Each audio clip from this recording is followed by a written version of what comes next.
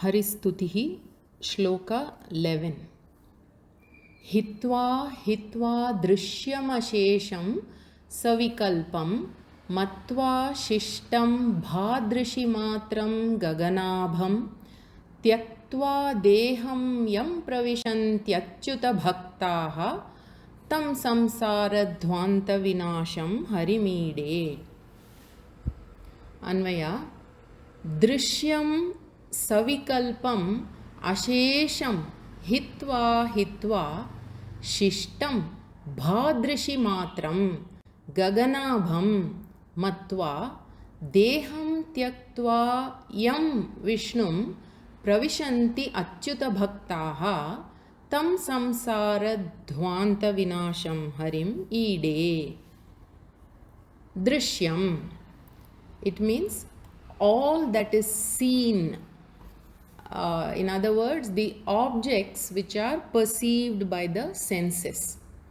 Savikalpam, and these objects are seen in the modified form also. Then ashesham, all such objects. See, all these words which are used in this verse, they have more meaning than just the meaning which one would usually relate with. So these will be explained after I go through the base meaning. So hitva hitva, after negating them, that is the objects that are seen and known, perceived by the senses, are understood as anatma. This is not I. That is, it's not the self. Like that, it is negated. Then shishtam, what remains finally is bhadrishi matram, is the seer alone. That is chaitanyam, the consciousness only will be left in this process of inquiry. And how is that consciousness? If one were to think of something to be compared with, then that is gaganabham. It is similar to space. In what sense? It is detached or unaffected. Just like space is unaffected by the so many changes that take place. Similar is the consciousness. Matva, having understood this. So after understanding this, what does the sadhaka do? Deham tyaktva. The sadhaka drops the identification with the body as I. And then as he matures in this meditation, yam Vishnum pravishanti, means that all pervading Brahman into whom he merges or gains samadhi. And who is this seeker? Achyuta bhaktaha. They are the devotees of Achyuta. Achyuta means the attributeless Brahman, the one who has no decline. We will see this word meaning in more detail. Tam samsara dhvanta vinasham harim ide. I offer worship to that Hari, who is the destroyer of ignorance which causes samsara. So now, some seekers, they have lived a life doing shravanam, mananam, nididhyasana. Then they have the understanding that Atma, the self, is not the body, mind, sense complex. They also know that the Jiva, I, is Paramatma or Brahman.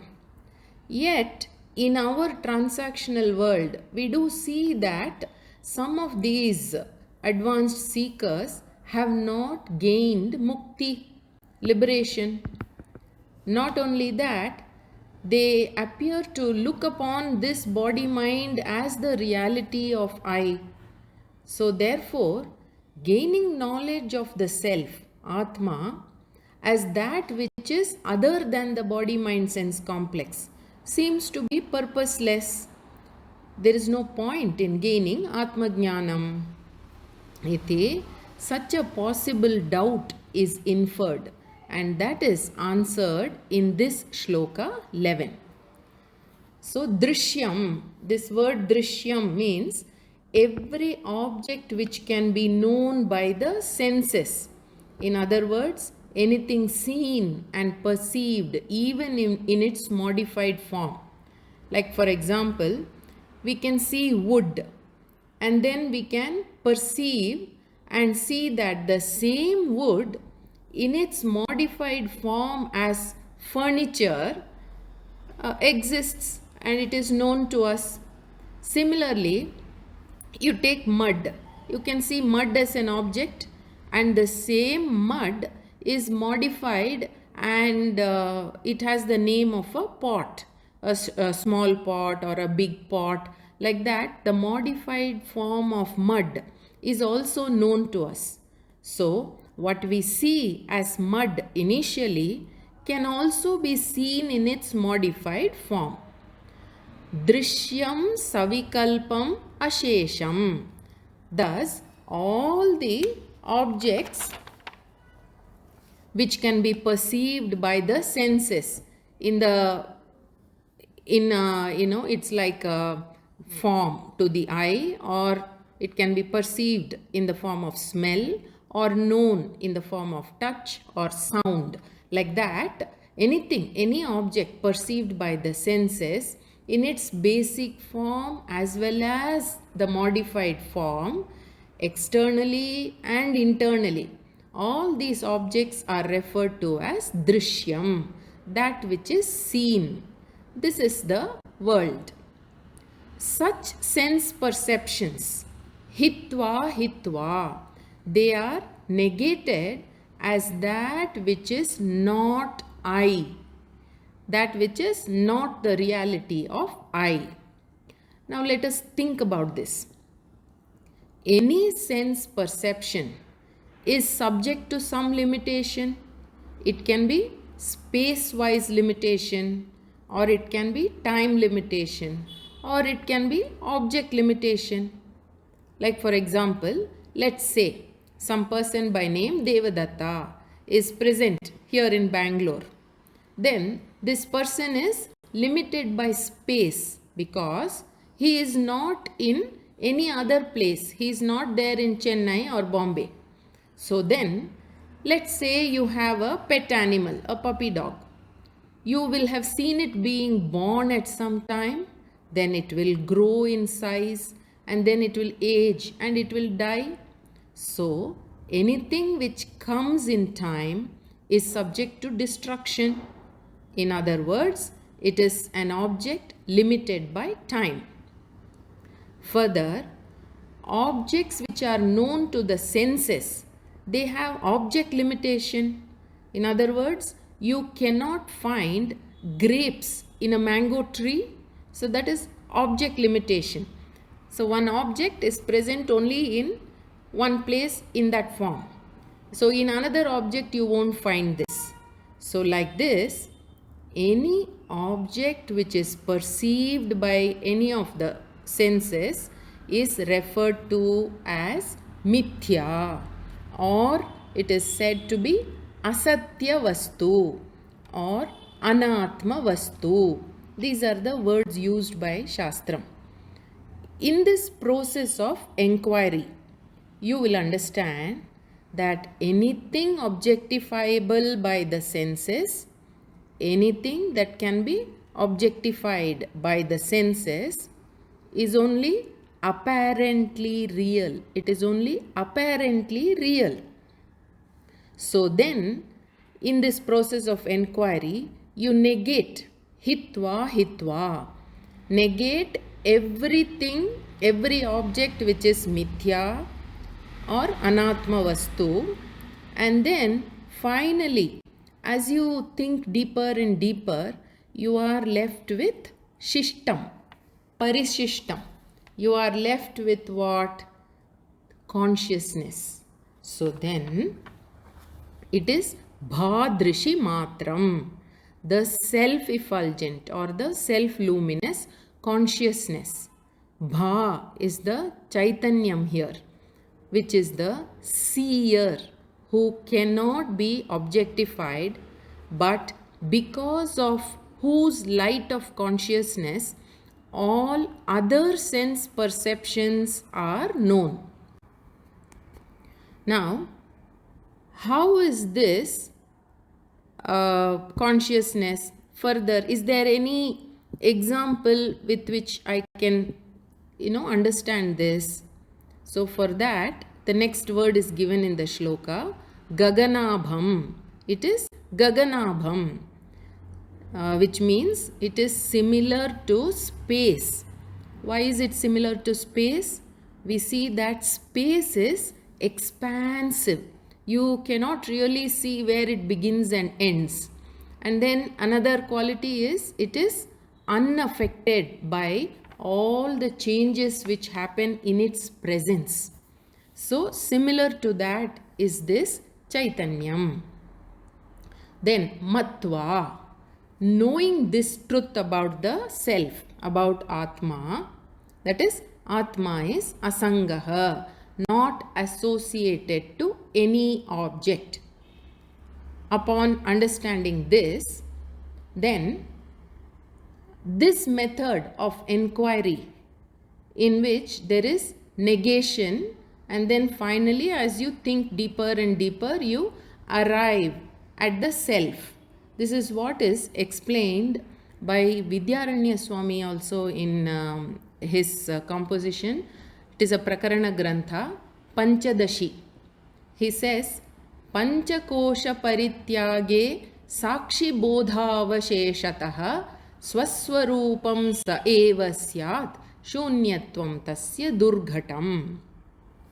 In the process of enquiry about the self, as we start with the external physical body, Annamaya Kosha, and then we keep moving inwards to the subtle aspects, we understand that this physical body, Annamaya Kosha, then the respiratory aspect, Pranamaya Kosha, and then the mind, Manomaya Kosha, and then the more subtle intellect, Vijnanamaya Kosha, and then the relatively desire-free fullness which is experienced and said to be Anandamaya is also a Kosha. All these are Anatma, that is, they are not the self, because all these are 5 aspects which are objectifiable. So they are Anatma, which means Mithya. They are only apparently real.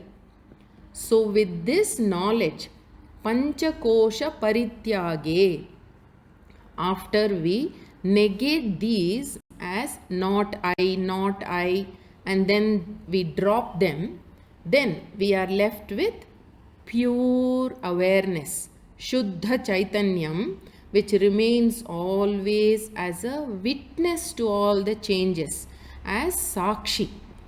And that is Swaswarupa, that is our true nature or essential nature, which is detached from the world, detached from the world where everything else is objectifiable. So then after that, Deham Tyaktva, negating identification with the body mind as not I, what does the seeker do? Yam Vishnum, that all pervading Brahman known as Vishnu, Pravishanti, the seeker enters. Here enters means he merges. In other words, it's not that there are 2 entities, one merging with the other. It's a word used to imply that he recognizes himself. So enter per se does not mean going into, so it means recognizing the self as Brahman, the Chit consciousness.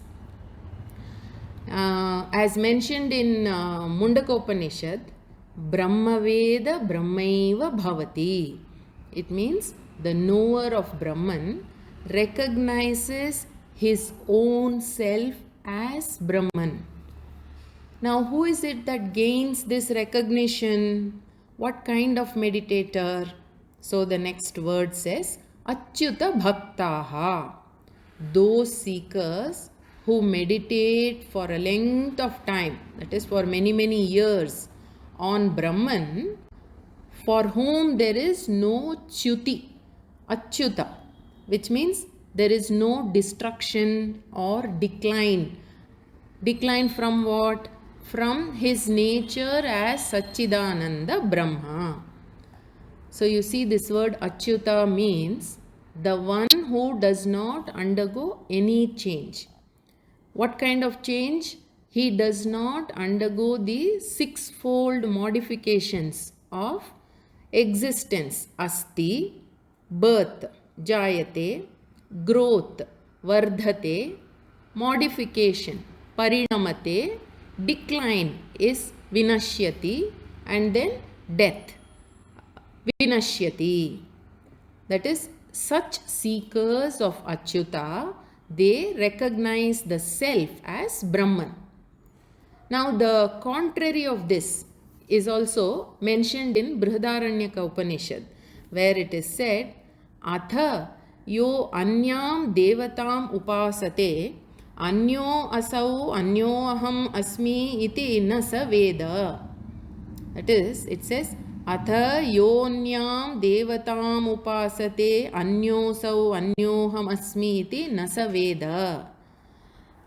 As a word of caution, the Upanishad says, those who think that there are many gods and then they worship various deities, propitiating them for selfish purposes, and then they think that God is somewhere and I am here.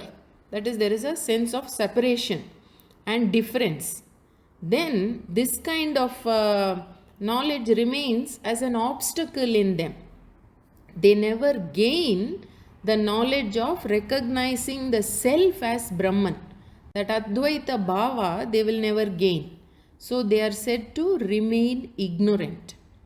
So when some advanced seekers have not attained mukti, it means that they have to continue to contemplate on Brahman as Achyuta, one who is not given to any change. Then everything that changes is understood as Anatma, and so that is dropped. And then being committed in contemplating upon Achyuta as the nature of the very self, then the seeker is certain to recognize the self as Brahman. Then he understands Aham Brahma Asmi. That is, the seeker and sought difference ceases to exist. So, tam samsara dhvanta vinasham harim ide. That Hari is praised and worshipped. Hitva hitva drishyam ashesham savikalpam matva shishtam bhadrishi matram gaganabham tyaktva deham yam pravishantyachyuta bhaktaha tam samsara dhvanta vinasham harimide. Namaste.